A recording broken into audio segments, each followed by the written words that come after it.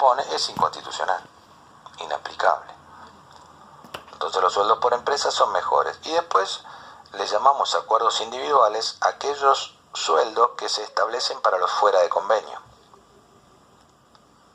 Está en la fantasía de que el que está fuera de convenio arregla el salario con la empresa.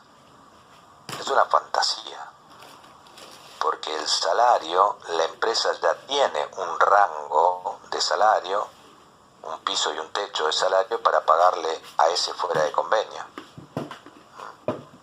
No negocia mucho, si negocia dentro de un rango. No le voy a pagar lo que el tipo quiera, porque si le pago a él lo que quiera, a los otros me descontrola toda la escala. Nunca se había dicho nada hasta hace unos pocos años, donde se empezó a establecer que el señor que está fuera de convenio y que tiene bajo su supervisión u órbita de dirección a trabajadores dentro de convenio, ese señor tiene que tener un sueldo más alto. ¿Por qué? Porque tiene más responsabilidades.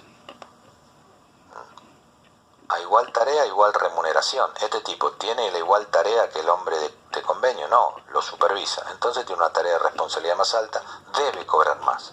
Y ahí hay diferentes fallos, hablaron de 15, hablaron de 20, 25%. Lo lógico es que cobre más. Lo razonable y sano en una empresa que el que está fuera de convenio, porque es profesional o porque tiene una tarea de mayor responsabilidad que no está descripta en el convenio, cobre un sueldo mayor. ¿Cuánto? No sé, un poco mayor, y dependerá de la política de la compañía. Si vos querés que la compañía sea una compañía sana, tendrás una política de sueldo acorde al tipo de actividad que tengas, a la rentabilidad que tenga el negocio, etcétera, etcétera.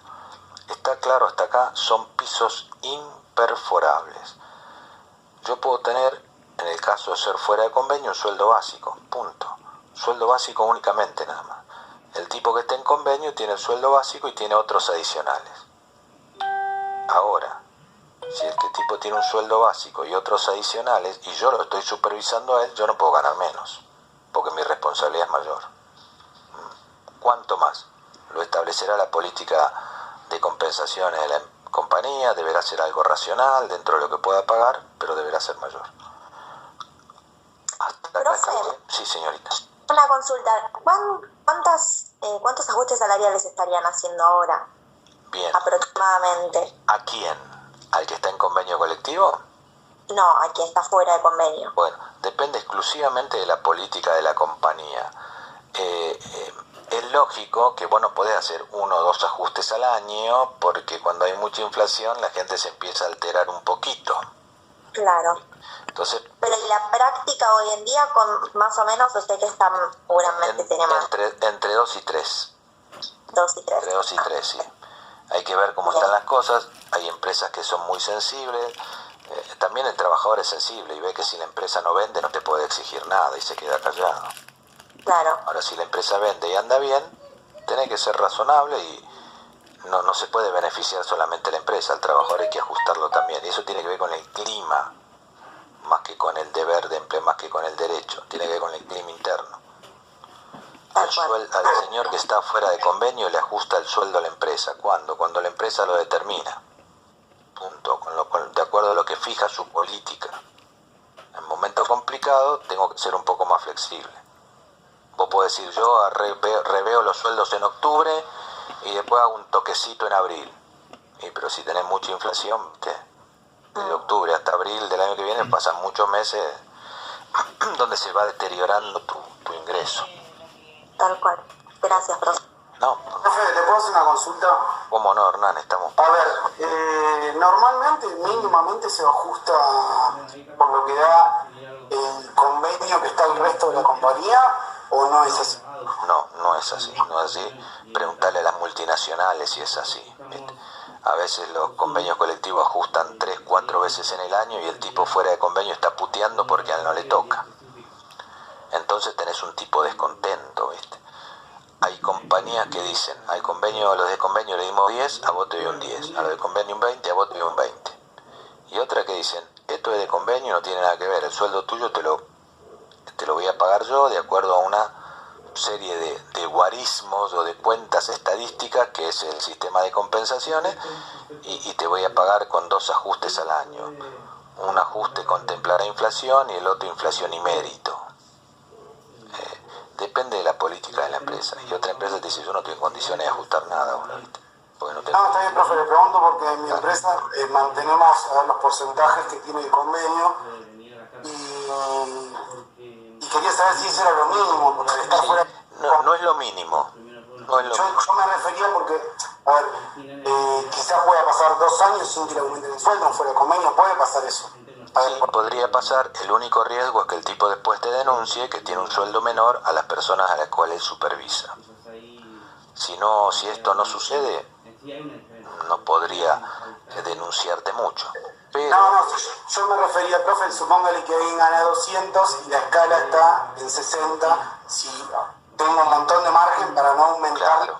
A eso es lo que... Bien, puede pasar y no estarías en la ilegalidad, pero tendrías un clima interno de porquería. Y el excluido de convenio es la persona de tu confianza, ¿viste? Que si ese tipo lo tenés mal, de ahí para abajo él va a imponer un mal clima de laburo. No, está bien, gracias, profe. Profe, Sí. aparte, le hago una consulta, también el que está fuera de convenio, también un poco lo marca el mercado. Obvio. Si yo Claro. tengo un tipo que está trabajando y yo no le aumento, y en otras empresas por el Te lo mismo roban. trabajo está ofreciendo más, corro el riesgo de perder esa persona que es de mi confianza, ¿o no? Cuando hay mucho trabajo, sí. Cuando hay poco, Claro. es más Sí, difícil que lo lógico. pierda. Por eso, Sí, el pero tema es de que todas la maneras empresa... genera un poco de descontento. Claro. El tema es que el que hace compensaciones tiene que mirar también el clima organizacional, ¿viste? A veces no tenés un sope para pagar y por más clima que mire, decís, mirá, yo me doy cuenta, corresponde, estoy de acuerdo contigo, pero no tengo para pagarte. Profe, ¿le puedo hacer la última y ya no lo Sí. molesto más? No. A ver, ¿se puede aumentar a una persona fuera de convenio y a otra no? Bueno, ahí está medio complicado. Poder se podría, y si yo puedo demostrar que es por mérito esa diferencia, estoy un poquito más cubierto, estoy un poco más cubierto. En tiempos normales, si no hubiese inflación, se podría tranquilamente, porque yo a vos te aumento por mérito. ¿No? Cuando no teníamos inflación, sí. No, perdón, Néstor, termina. No, dale. No, acuérdense los que dieron laboral 1 con nosotros, el artículo 81 y la doctrina Rato de Corte Suprema de Justicia de la Nación, ¿sí? Que cuando se fundan razones de laboriosidad, contracción y mayor responsabilidad, eso no implica discriminación y no es una violación, ¿sí? Al principio de trato igualitario, ¿sí? Que propone la Constitución. Creo que cuando vimos principios del derecho, que lo vimos muy rápidamente, en la primera clase creo que algo tocamos. Si yo lo fundo en mérito, tengo que tener una herramienta objetiva y aceptada por todos, ¿viste? Pero si lo fundo en mérito, no representa que es una discriminación. Te mata el tema de inflación, ¿viste? Vos cuando no tenés inflación le das a un tipo 2-3% por año por mérito, como pasa en Estados Unidos, en Europa, y está bárbaro, y ahí diferencias tranquilamente. Eso te digo, 2, 3, 4%, es muy difícil que un tipo tenga un aumento del 20%. Cuando vos a tu regional, que está en Miami, le decís que tenés que aumentar 30% por el convenio, no entiende nada. ¿Viste? Pero bueno, es nuestra realidad. ¿De acuerdo? Razonabilidad, tenemos que aplicar siempre, ¿viste? Ser criteriosos, cuidadosos, siempre cuidándole la espalda al empleador, evitando un juicio. ¿Bien? Ese es el esquema de remuneraciones. Esto lo habrán visto, Eduardo, usted en Derecho Laboral 1, el salario mínimo vital y móvil, ¿verdad? La menor remuneración que debe recibir un trabajador sin cargas de familia por una jornada de trabajo legal, por las 48 horas semanales, a modo que asegure alimentación adecuada, vivienda digna, viri, vestuario, asistencia y todo eso, que en realidad no te alcanza para nada. 21.600 parece una ofensa. No pagan los que alquilan, chicos, ustedes deben estar pagando esta guita como barato. Es lo que tenemos, pero ese es el salario mínimo vital y móvil que se va a empezar a tratar ahora. Normalmente se hacía más avanzado al año, ahí por agosto. Ahora, como está mal, me parece que ya va a ser llamado al Consejo del Salario Mínimo Vital en estos próximos días. ¿Cuál es el que tenemos vigente ahora? Es la resolución 3 del 2020, que pone 21.600 pesos para el mes de marzo. Ojo, ¿cuál es el valor ahora? 21.600 dividido 200 me da 108. Ningún trabajador puede ganar menos de 108 por hora, de 102 en diciembre o de 94 en octubre del 2020. Los trabajadores alcanzados por la Ley de Contrato de Trabajo de la Administración Pública Nacional y todas las entidades y organismos del Estado donde el Estado actúe como empleador. A ellos comprende el salario mínimo vital y móvil. No alcanza a domésticos ni agrarios que tiene establecido otro salario distinto aparte. Néstor, Sí, perdón, acordate que agrarios con la reforma de la 26727 quedaron alcanzados por el salario mínimo vital y móvil. bueno, lo corregimos, Edu, lo corregimos ya. ¿O dónde se me fue esto? Sí. ¿A dónde se me fue? Acá. Para que lo estamos acá. Ya que lo corregimos. No alcanza a domésticos. ¿Me acordás que eso lo habíamos visto cuando sacamos la última Sí, edición del libro? del libro y no lo corregimos, ¿viste? Y en el libro está. No lo No, lo corregimos. corregimos, sí. No lo corregimos acá en las planillas, Ah, en las láminas. Bien, ahí está, corríjanlo ustedes, tachen lo que está escrito en la lámina. ¿A qué corresponde el salario mínimo vital y móvil? Y corresponde a 48 horas semanales, 200 horas anuales.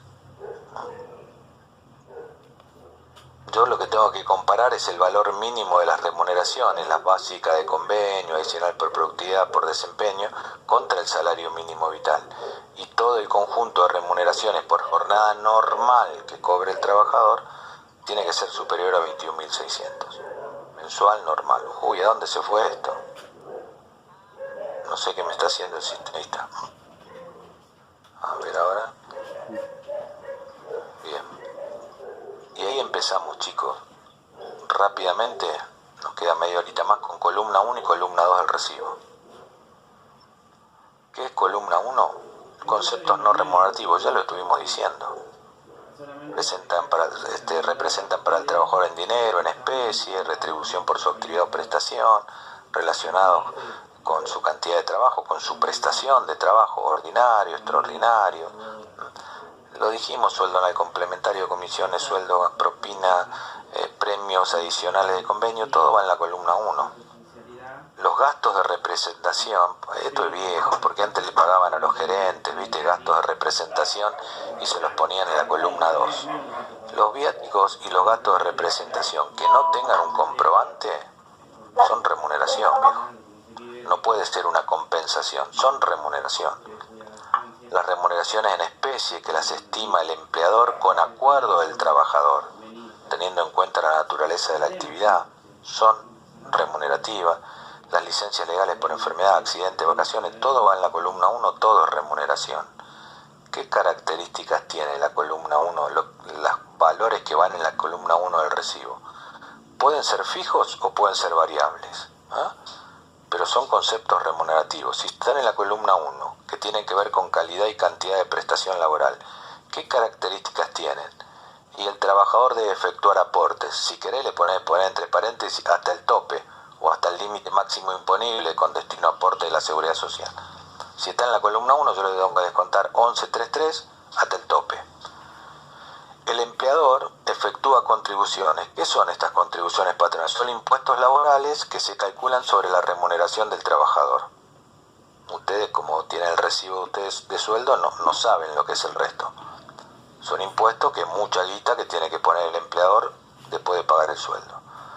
Si está en la columna 1, es sueldo, es remuneración, genera aguinaldo. Y eso saben que es, se imaginan que es. Ahí lo vieron con Eduardo. Si está en la columna 1 es embargable. Vamos a ver los tipos de embargos que tenemos. Si está en la columna 1 es la base con la cual le voy a calcular las indemnizaciones al trabajador. Si está en la columna 1 porque tiene que ver con cantidad y calidad de prestación laboral, las remuneraciones que sean variables, las voy a tomar en cuenta para calcular el promedio de remuneraciones variables. Solamente las remuneraciones que sean variables. Y si está en la columna 1, no te quepa duda que está alcanzado por impuestos a ganancias. Hay algunas excepciones mínimas. Por ejemplo, en las horas extras, en un concepto en especial al 100%, lo vamos a ver más adelante. Pero si está en la columna 1, de 100 conceptos que hay en la columna 1, 99,2 son alcanzados por ganancias sin duda. ¿Está claro? Pregunta de parcial, características de los conceptos remunerativos son estas. Genera aporte, tengo que pagar, el empleador tiene que pagar contribuciones y aguinaldos, son embargables, se toman en cuenta para las indemnizaciones. Los conceptos remunerativos que son variables, horas extras, premios, jornada nocturna, que aparecen y desaparecen, lo voy a tomar en cuenta para calcular el promedio de remuneraciones variables que va a recibir el trabajador cuando se usa una licencia legal. ¿Bien? El tema es dónde van los conceptos no remunerativos. Van en la columna 2. Acá no puedo hacerme el piola. Acá están muy acotados, tienen límites muy estrictos. El error de colocar un concepto de más en esta columna me lleva a hacer lo que se llama evasión fiscal.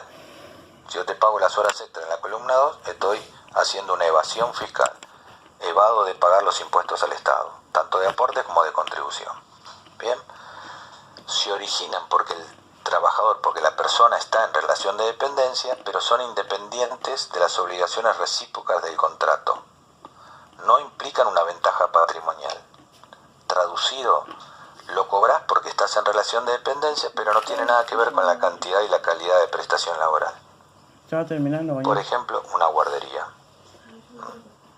¿Es un concepto no remunerativo? Sí, tiene que ver con la relación laboral. Justamente porque está bajo relación de dependencia y el convenio así lo establece, vos lo cobrás. Pero no tiene nada que ver con tu calidad y cantidad de prestación laboral.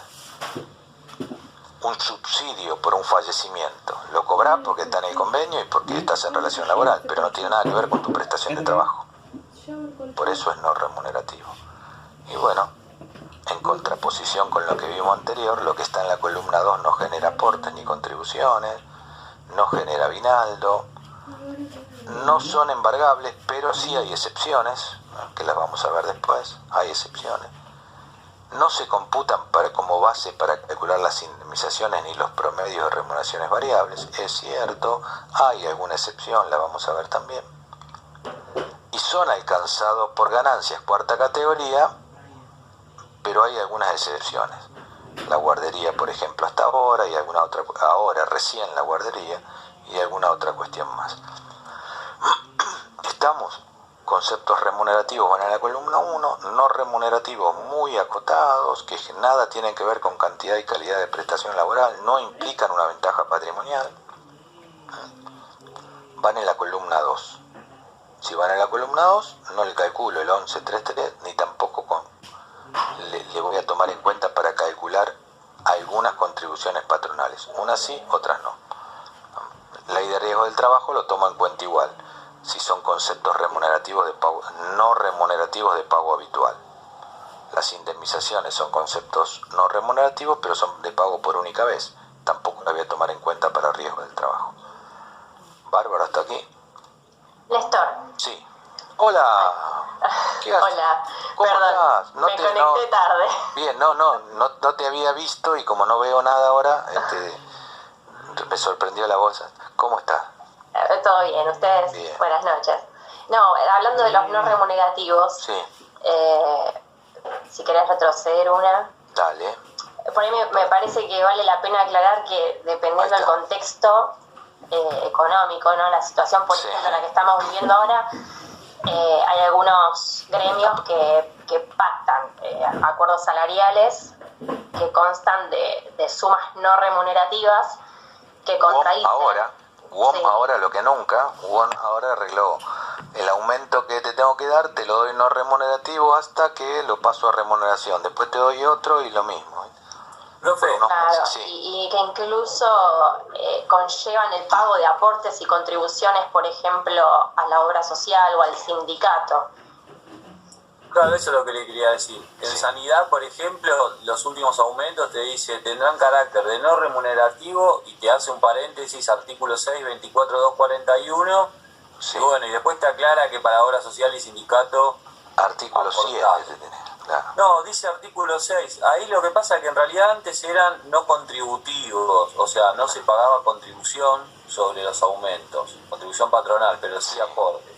Pero bueno, yo ya no entiendo más nada, trato de Bueno, interpretar lo que puedo. bueno, nosotros vamos lo vamos a explicar, por supuesto, porque todo, si a ustedes los confunde y lo ven ahora, nosotros lo hemos visto 80 veces, porque la situación de crisis ya la hemos pasado 2 o 3 veces profunda antes. Pasamos el 2001.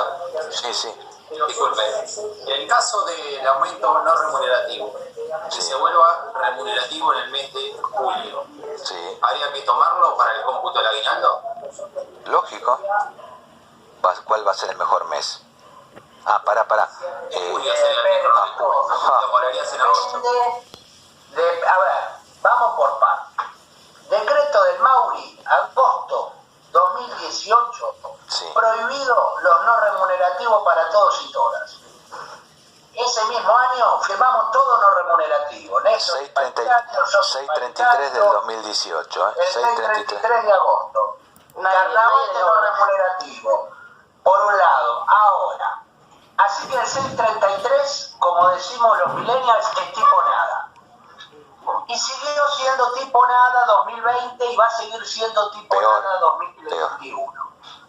Ahora, esto de su incidencia en el SAC depende de la letra de cada convención colectiva de trabajo. Si nada dice, no arrastra SAC. Si lo dice, sí lo arrastra. Hay que ver qué firmaron los paritarios de esa convención. Muy bien, nosotros acá vamos a explicar lo sensato, lo correcto, el deber ser de las cosas. Después vamos a ir tratando alguna cuestión en particular que va saliendo de algún convenio y lo vamos marcando.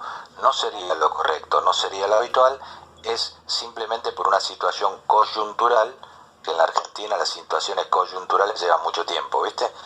Es la regla. Es la regla, no sería lo habitual, no debería ser lo habitual. Los convenios fuertes de industrias rentables no tienen estas cosas, ¿viste? Imagínate ahora una clínica, le aumentaste todos los insumos, le metiste un montón más de insumos que da alcohol, un montón más de cosas que tiene que tomar en cuenta, camisolina y qué sé yo, y no le aumentaste no le permitiste aumentar las cuotas de prepaga y eso, lo aumentaron en pequeñas cuotas, muy poquito. Obviamente que están fundidas. Entonces, el gremio lo que dice, bueno, negociemos algo que te dé la oportunidad de pagarle algo al tipo y no te cueste más que eso que le pagás. Porque cada 100 pesos que yo te pago, el empleador tiene que pagar 35 pesos más. ¿Viste? Entonces, vamos a hacer algo que pagues que no me represente mayor costo. Y eso es el festival de... ¿Néstor, vos estás negociando ya? ¿Ya arrancaste tu paritaria? No, mayo. Lo arranco la semana que viene. Claro, mayo. Y ya dijimos, no remunerativo, PPPPP. Claro. Un festival, no, aquí en nuestra actividad es una actividad rentable, es una actividad que no ha dejado de vender, también que no ha crecido, pero no ha dejado de vender y normalmente, acuerdo de caballeros con el gremio, todo es remuneración. Bien, depende de lo que se acuerde, depende de lo que se arregle. Y comercio, que nos aprendimos de comercio con el festival del no remunerativo de muchos años atrás. Desde muchos años atrás. Bien. Conceptos no remunerativos van en la columna 2. No puede ser cualquier cosa. O son indemnizatorios, pues ya te está despedido en las indemnizaciones, o son beneficios sociales del 103 bis, con los límites que establece ahí. El reintegro de gastos de medicamentos, el adicional de obra social, la guardería, los gastos de sepelio, te establece que vos tenés que presentar el comprobante para determinado grupo de personas, ¿viste? Para niños, por ejemplo, el reintegro de guardería menores de 6 años. Bueno, esos conceptos se llaman beneficios sociales, que nosotros los vimos un poquito en administración de personal, están dentro de los beneficios, pero son considerados beneficios sociales, no representan sueldo, en teoría. Al menos no representan conceptos remunerativos como para pagar aporte y contribución, ¿no? Por eso son no remunerativos.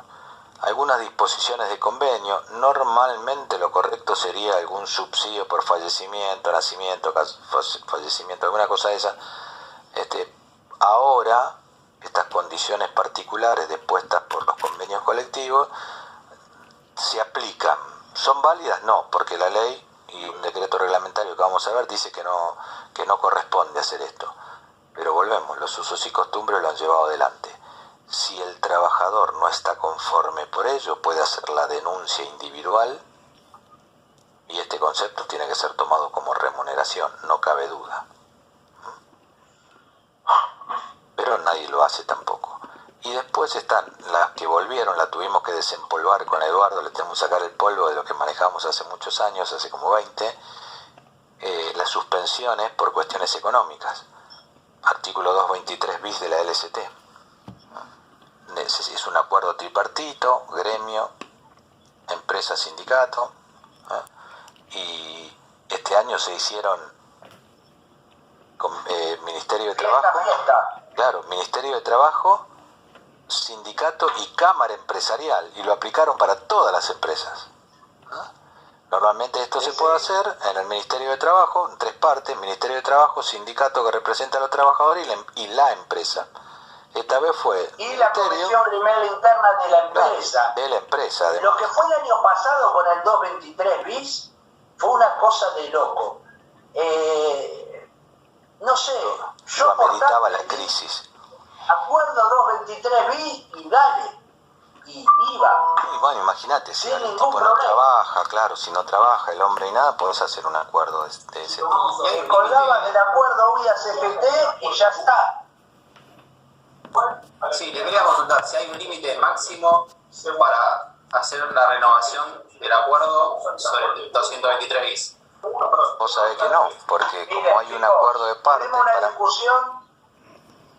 Sí, perdón, Néstor. Dale, una discusión entre 2 o 3 juristas porque nos hicieron una consulta y a la conclusión que llegamos después de hacer un profundo análisis se puede sintetizar en 3 palabras. Yo qué sé. A ver, desde mi punto de vista, el decreto 39 hizo mierda